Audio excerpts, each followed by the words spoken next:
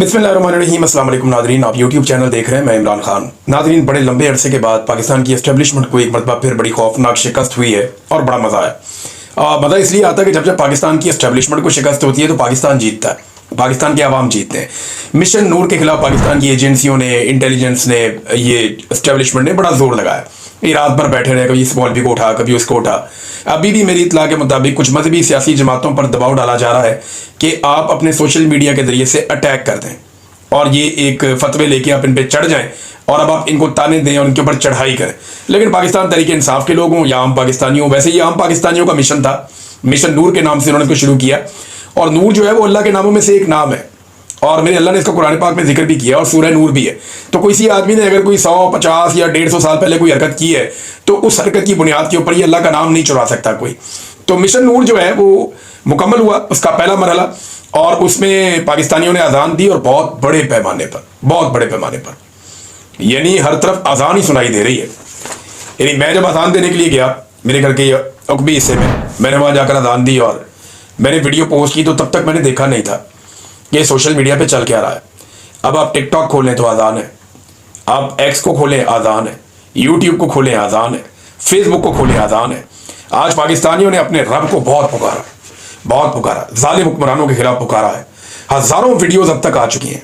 हमारे जो व्हाट्सएप हैं वो चौक होते जा रहे हैं, लोग वीडियोज़ भेज रहे हैं और कह रहे हैं जी हमारी वीडियो भी आप लगाएं, हमारी वीडियो भी आप लोगों को दिखाएं। बेशुमार वीडियोज़ अभी तक सोशल मीडिया पे वायरल हो गई और बहुत सारी ऐसी हैं जिनको हम पोस्ट नहीं कर पा रहे, बता नहीं पा रहे। बड़े पैमाने पे लोगों ने अजानें दी हैं और हर एक की एक अलग कैफियत थी अजान देते हुए, क्योंकि इस जालिम रजीम ने लोगों को बहुत मारा है, बड़ा नुकसान पहुंचाया है, लोगों के दिल दुखाए, लोगों के दिल तोड़े हैं, पाकिस्तान का सत्यानाश करके रख दिया। एक हंसते खेलते चलते चलाते मुल्क का बेड़ा गर्क किया चंद जर्नैलों की ख्वाहिशों ने। जनरल बाजुओं को एक्सटेंशन चाहिए थी, उसने तबाह बर्बाद कर दिया। जैसे उन्होंने कंट्रोल किया हुआ है, ये बेड़ा ही गर्क है। अब इससे आगे अब मजीद तबाही है। हम बेहतरी की तरफ नहीं जा रहे, बर्बादी की तरफ जा रहे हैं। और जितना हम बर्बादी की तरफ बढ़ते चले जाते हैं, ये जितने भी बेनिफिशरीज हैं जो इस वक्त इक़्तिदार में ज़बरदस्ती बिठाए गए हैं, ये बिला वजह आकर दावे करना शुरू हो जाते हैं कि जनाब हम बेहतर हो रहे हैं। मैं आदादो शुमार के साथ आपको बताता रहता हूँ कि इन्होंने किस लेवल का बेड़ा गर्क किया है और वो अब ठीक नहीं हो रहा। हज़ारों वीडियोस नाज़रीन आ चुकी हैं। एक बदतरीन शिकस्त हुई है पाकिस्तान की मिलिट्री एस्टेब्लिशमेंट को पाकिस्तानी अवाम के हाथों। ये बिल्कुल वैसी शिकस्त है जैसी 8 फरवरी 2024 को पाकिस्तानियों ने शिकस्त दी थी और एस्टेब्लिशमेंट के माथे पे लिख दिया था और पक्का लिख दिया था मोहर लगाकर, जो आज तक ये मिटा नहीं पाए। शिकस्त एस्टेब्लिशमेंट के माथे पे शिकस्त लिखा हुआ है 8 फरवरी 2024 से पाकिस्तानियों ने, और आज एक मरतबा फिर एक और शिकस्त का ठप्पा इनकी पेशानी पे लगा दिया है। 8 फरवरी बिल्कुल माहौल वही लग रहा था। देखिए ना, ये पुरअमन कौम की निशानी है। लड़ाई में, झगड़े में, तसादुम में लोग बाज़ गुरेज करते हैं, लेकिन जैसे ही लोगों को अपनी ओपिनियन देने का कोई लॉजिकल वे नजर आता है, ये पाकिस्तान के अंदर जो जुल्म करने वाले लोग हैं ना, जाबिर हैं, जो फस्तायत करते हैं, उनके लिए अच्छी खबर है। और उनके लिए अच्छी खबर यह है कि जब चाहें वो पीछे वापस आ सकते हैं, वो अपना किबला दुरुस्त कर लें, क्योंकि अभी तक पाकिस्तानी अमन के रास्ते पे ही चलना चाहते हैं। आज भी पाकिस्तानियों ने अपनी सोच बता दी है। आज भी पाकिस्तान की हर गली में, मोहल्ले में, छतों पे, हर जगह पे हमें अजान की आवाज़ आ रही थी। मुझे पाकिस्तान से लोगों ने टेलीफोन कर करके वो बातें बताई हैं, ऐसे ऐसे मनाजिर बताए हैं कि मैं हैरान हो गया हूँ। मुझे तवक्को नहीं थी कि इस लेवल पे, इतने बड़े पैमाने पे पाकिस्तानी जो है वो आज़ान देंगे। अल्लाहू अकबर, अल्लाहू अकबर। अल्लाह सबसे बड़ा है, अल्लाह सबसे बड़ा है। अल्लाह को पुकारा लोगों ने। अल्लाह रब्बुल इज़्ज़त लोगों की तकालीफ आसान करता है, उन्हें सब्र देता है, उन्हें हिम्मत देता है और फिर उन्हें फतह देता है। और अल्लाह रब्बुल इज़्ज़त की जानिब से ही सब कुछ है। ज़िंदगी, मौत, रिज़्क़, खुशियाँ, बुलंदी, फतह, हर चीज़ अल्लाह रब्बुल इज़्ज़त देता है। और मेरा रब जो है वो यहाँ पे लोगों की इतनी बड़ी तादाद में करोड़ों लोगों ने आवाज़ उठाई है। मेरा रब ना सुने ये तो मुमकिन ही नहीं है, हो ही नहीं सकता कि मेरा रब ना सुने। वो तो सुनने वाला है, प्यार करने वाला है, उसके यहाँ देर है, अंधेर नहीं हो सकती। तो मेरे रब को करोड़ों लोगों ने अपना मुकदमा पेश किया। मैं देख रहा था वीडियो, अनीस सती शहीद जो डी चौक में गोली मारी गई, उसके वालिद अजान दे रहे थे और क्या करब था उनकी आवाज़ में। साबिर शाकिर भाई की मैंने अजान सुनी, वो आदमी 3.5 साल से अपने घर ही नहीं जा पाया। घर जाना था उन्हें, और अपना घर किसे प्यारा नहीं होता। मैंने उनके अंदर एक उदासी देखी है साबिर शाकिर भाई में। 3.5 साल हो गए वो आदमी अपने घर वापस नहीं पहुंच पा रहा। कैसी तकलीफ है। और ये वो आदमी है जो पाकिस्तान के बाहर रहता भी नहीं था कभी। शहीद अरशद शरीफ वो कभी भी वापस नहीं आएगा। मैंने वो अदील राजा साहब का मैंने ट्वीट पढ़ा, उनकी जो फीलिंग थी, वो कहते हैं ये तो एक अलग फीलिंग है। मैंने खुद जब अजान दी तो मुझे बहुत सारी चीज़ें मेरे दिमाग में मुझे याद आई जो मैंने अल्लाह के सामने रखी। तो पाकिस्तानियों ने अपना मुकदमा अल्लाह रब्बुल इज़्ज़त के सामने रख दिया है। एस्टैब्लिशमेंट बयानियां बनाने में नाकाम रही और लोगों की सोच को बदलने में अभी तक नाकाम रही। ये साबित हो गया कि सारी कोशिश करने के बावजूद ये लोगों की सोच को नहीं बदल पाए। लोग एग्जैक्टली आज भी वैसे ही सोच रहे हैं जैसा 8 फरवरी को सोच रहे थे, या शायद अब लोगों में इसकी शिद्दत ज़्यादा है। पुरअमन पाकिस्तानी इस जुल्म से निजात चाहते हैं। ये भी एक चीज़ सामने, ख़वातीन ने दुआएं भी की हैं। ख़वातीन क्योंकि अज़ान नहीं देती, उन्होंने बाद जगह पे दुआएं करवाई, बाद जगह पे जो अज़ान की कैसेट्स हैं वो चलाई। तो ख़वातीन ने अपने तौर पे जितना वो रोल प्ले कर सकते थे उन्होंने किया। मैंने बच्चों को देखा, बहुत ज़्यादा वीडियोस बच्चों की आ रही हैं। छोटे छोटे बच्चे जो है वो अज़ानें दे रहे हैं, अपने घरों में खड़े होकर, बालकोनी में खड़े होकर, छतों पर खड़े होकर बच्चे अज़ानें दे रहे हैं, इकट्ठे भी, अलग अलग भी। बहुत सारी वीडियोस आ रही हैं और अभी तक आती चली जा रही है, क्योंकि दुनिया में टाइम चेंज होता रहता है। तो लोग जैसे जैसे टाइम आगे बढ़ रहा है, पूरी दुनिया से अज़ानों की आवाज़ें आ रही हैं। और इसके बाद जो है वो अल्लामा राजा नासिर अब्बास साहब की एक बड़ी खूबसूरत वीडियो आई कि वो अपने बहुत सारे स्टूडेंट्स के साथ एक यूनिवर्सिटी उन्होंने बनाई है। उसकी छत पे मैंने वो देखी, यूनिवर्सिटी बड़ी खूबसूरत है। उसकी छत पर खड़े होकर वो सबके साथ अज़ान दे रहे हैं अपने तलबा के हमरा। फिर अज़ान के दरमियान बहुत सारा कुछ जो है वो भी दिखाई दे रहा था, लोगों की फीलिंग दिखाई दे रही थी। लोगों ने बाजमात अज़ानें दी इकट्ठे होकर, बहुत सारे लोग एक साथ इकट्ठे हुए, उन्होंने अज़ानें दी। तो ओवरऑल जो है वो एस्टैब्लिशमेंट को एक और शिकस्त हो गई है। लोगों ने अपना मुकदमा अल्लाह रब्बुल इज़्ज़त पर छोड़ा है और अल्लाह रब्बुल इज़्ज़त से रुजू किया है। तो मेरा रब कभी भी मायूस नहीं करता, वो मदद करने के लिए हमेशा हमारे पास मौजूद रहता है, हमारी शारक से भी ज़्यादा करीब। जालिम को खौफ आना चाहिए, उसे डरना चाहिए, तेरा अंजाम बहुत करीब है। जिसने जुल्म किया ना मेरे मुल्क में, जिसने जबर किया, जिसने जबरी तौर पे इंसानों को लापता किया, जिसने तमाम इदारों को अपने कब्जे में लिया, जिसने कानून को और आइन को खिलवाड़ बना दिया, जिसने खवातीन की बेहुरमती की, चादर और चार दीवारी का तकद्दुस पामाल किया, मिडिल क्लास लोगों के घर तोड़ दिए, बच्चों के ऊपर तशद्दुद किया, लोगों को ज़हनी और जिस्मानी अजियत में मुब्तला रखा, और सिर्फ अपनी ताकत को बढ़ाने के लिए और अपने इक़्तिदार को तूल देने के लिए, इक़्तिदार और ताकत के नशे में और इसकी हवस में उसने जो कुछ किया है, आज लोगों ने वो मुकदमा अल्लाह रब्बुल इज़्ज़त के सामने रख दिया है। और बहुत जल्दी जालिम को खबर हो कि उसकी पकड़ होने वाली है, बहुत जल्दी उसकी पकड़ हो जाएगी जालिम की, और ये सारी दुनिया होती हुई देखेगी। मेरा अपने रब पे इतना भरोसा है ना, इतना ईमान है। जब ISI ने मुझे एक छोटे से सेल में कैद किया हुआ था ना, मुझे लगता था मैं चला जाऊंगा यहाँ से। मेरी बहुत दफ़ा हालत बहुत ख़राब हो जाती थी। ये मुझे बहुत अजीबोगरीब खबरें भी सुनाते थे मेरे घर वालों के बारे में भी। तो मुझे एक दिन एक आदमी वहाँ पे कहता है, नकाबपोश, कि तुम यहाँ से नहीं जा पाओगे, यहीं सड़ोगे, ऐसे बोलता है, यहीं सड़ोगे।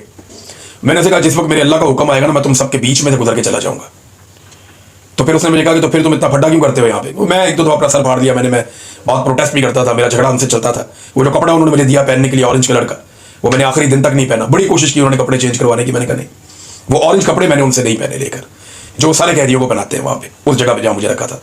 मुझे पता है कौन सी जगह है, मैं जाऊँगा वहाँ पर इंशाल्लाह ज़रूर, एक दिन जाऊँगा। तो वो जो मुझे उसने कहा, फिर मैंने कहा जी देखिए मैं तो अपना काम करूँगा ना, मेरा काम है जोर लगाना, कोशिश करना, लेकिन जिस दिन मेरे रब का हुक्म हो जाएगा ना, मैं तुम सबके बीच में से गुजर के चला जाऊंगा। और फिर मैं आ गया। मुझे रब पे बड़ा भरोसा था, आज भी उतना ही भरोसा है, शायद उससे ज्यादा भरोसा है अपने रब पे। और ये रब हमें अकेला नहीं छोड़ेगा। आज करोड़ों लोगों ने दुआ की है, अल्लाह ताला का बड़ा शुक्र है, पाकिस्तानियों को अल्लाह ताला ने एक फतह दी है। PMLN ने नाज़रीन जो प्रोग्राम किया, बड़ी मेहनत की, बड़ी कोशिश की, इन्होंने बड़ा पैसा भी खर्च किया बेचारों ने। कुछ ओवरसीज पाकिस्तानी, उनका तो बहुत पैसा लग गया। आसिम मुनीर साहब तो नहीं आए, वो चले गए, उनके पास अच्छी रिपोर्ट्स नहीं थी कि पाकिस्तान तहरीक इंसाफ बहुत एहतजाज कर रही है। और तहरीक इंसाफ ने एहतजाज किसी सियासतदान के खिलाफ किया भी नहीं, या ओवरसीज पाकिस्तानियों ने जो एहतजाज किया वो किसी सियासतदान के खिलाफ नहीं किया। उन्होंने सिर्फ फील्ड मार्शल आसिम मुनीर साहब के खिलाफ एहतजाज किया। उनके हाथों में जितने पोस्टर थे वो सारे के सारे जो उन्होंने उठाए हुए थे होर्डिंग्स, उनमें आसिम मुनीर साहब थे, और उनके चेहरे के ऊपर क्रॉस ऐसे लगा हुआ था उनकी बॉडी पे, और पे लिखा हुआ था नो मोर डिक्टेटर, कि हमें मजीद कोई डिक्टेटर नहीं चाहिए, नो मोर एक्सटेंशन, हमें मजीद कोई एक्सटेंशन भी नहीं चाहिए।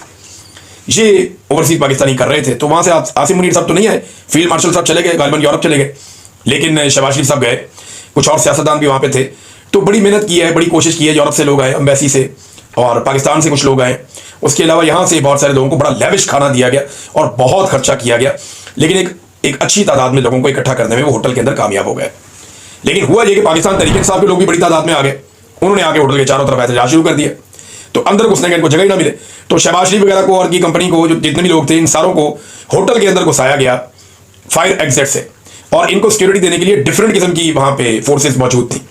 4 या 5 डिफरेंट किस्म की फोर्सेज जो लोग अंदर गए, उन्होंने बताया कि वहाँ पे मौजूद थी, और अंदर भी बहुत ज़्यादा सिक्योरिटी थी कि कोई ऐसा वाकया ना हो जाए जिससे कोई नया मसला खड़ा हो जाए। बहरहाल शहबाज शरीफ साहब की अब एक इतला आ रही है कि अमेरिका में शायद ट्रंप से मुलाकात होगी पीर वाले दिन। ये एक बड़ा टफ काम है शहबाज शरीफ के लिए, क्योंकि डोनाल्ड ट्रंप को आप प्रेडिक्ट नहीं कर सकते, वो किसी वक्त कुछ भी कर सकता है। लेकिन चले, ये मुलाकात होती है तो फिर देखते हैं। बहरहाल ये वज़ीर-ए-आज़म तो जाली है, मैंडेट भी जाली है, जो ये कार्रवाई करेगा वो भी जाली है। अब अगर कोई आदमी 2 नंबर तरीके से आके एक सीट पे बैठ जाए और वहां पे आप बैठ के कोई भी काम करें, तो वो काम भी जो है वो 2 नंबर आदमी ने किया ना, 1 नंबर आदमी ने तो नहीं किया। लिहाजा इसलिए हम इसके ऊपर ज्यादा डिस्कशन नहीं करते। लेकिन अमेरिका में भी ना बरतानिया की तरह एहतजाज खूब होने वाला है मेरी इतला के मुताबिक। ओवरसीज पाकिस्तानियों ने वहां अमेरिका में भी ये फैसला किया है कि जाली वज़ीर आज़म है और इन्होंने पाकिस्तान में इंसानी हकूक़ की पामालियां की हैं और धज्जियां उड़ा दी हैं इंसानी हकूक़ की। लिहाजा इनके खिलाफ अमेरिका में वो एहतजाज जरूर करेंगे। अब उसे रोकने की कोशिश करते रहेंगे। लेट्स सी होता क्या है। अगली खबर नाज़रीन ये है कि पाकिस्तानी टीम को इंडिया के साथ मैच खेलना है आज के दिन में। अब ये जो मैच है इसके लिए पाकिस्तानी टीम को मोटिवेशनल स्पीकर, ये वो आदमी होता है जो मोटिवेशन थोड़ा सा उठाता है, टीम को हौसला देता है, हिम्मत बंधाता है, एक ऐसे आदमी की खिदमत दी गई है। ये खबर चली, ये इनको लाल टोपी को बुलाए ना, मोटिवेशन दे इनको। अब बहुत बड़ा मोटिवेशनल स्पीकर बनाए उसको। मुफ्ती मुनीफ साहब को बुला रहे हैं, हमारे दोस्त हैं जावेद चौधरी साहब, उनसे मिलवा दें, वो शायद कोई इनको मोटिवेशन दे। और भाई इनको मोटिवेशन एक ही आदमी दे सकता है। इनको ले जाओ अडियाला जेल, ये काकूल अकेडमी में जाके इनको मोटिवेशन नहीं मिलनी। इनको अडियाला जेल लेकर जाओ, वहां जो आदमी बैठा हुआ उससे मिलाओ, फिर इनको मोटिवेशन मिलेगी, वरना नहीं मिलेगी।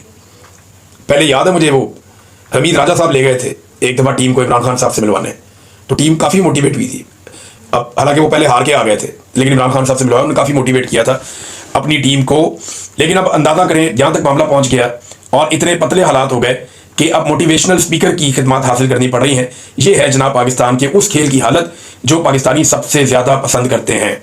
नाज़रीन, इंजीनियर मोहम्मद अली मिर्जा साहब के हवाले से उलमा इकराम के कुछ फतवे आए हैं और अब क्लियरिटी के साथ बहुत कम उलमा जो है उन्होंने इस पर बात करना शुरू की है।